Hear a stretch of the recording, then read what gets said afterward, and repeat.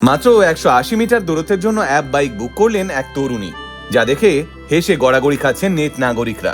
হ্যাঁ, ভাইরাল হওয়া সেই ভিডিও সূত্রে জানা যায়, একটি অ্যাপ বাইকের চালক তার গন্তব্যে এসে যুবতীর কাছে ওটিপি চান।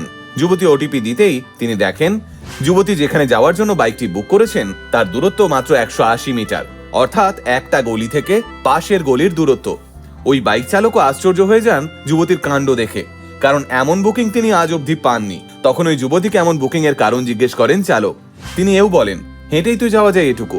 তখন যুবতী জানায় তার বড্ড কুকুরের ভয়, আর ওই রাস্তায় অনেক কুকুর, হেঁটে যাওয়ার সাহস নেই তার, আর সঙ্গে কেউ নেইও এগিয়ে দেওয়ার, তাই অগত্যা অ্যাপ বাইক। এরপর ওই বাইক চালক যুবতীকে হাসতে হাসতে পার করে দেন গলিটুকু, আর গলি পেরোতে নেন 19 টাকা। আর এই ভিডিওটি সোশ্যাল মিডিয়ায় ভাইরাল হতেই লোকজন বলছে, একদিকে ভালোই করেছে, কুকুরের কামড় খেয়ে 1900 টাকা খরচ করার থেকে 19 টাকা খরচ করা ঢের ভালো। আচ্ছা বলুন তো, কুকুরের ভয় এখনো অবধি আপনারা কি কি কাণ্ড ঘটিয়েছেন?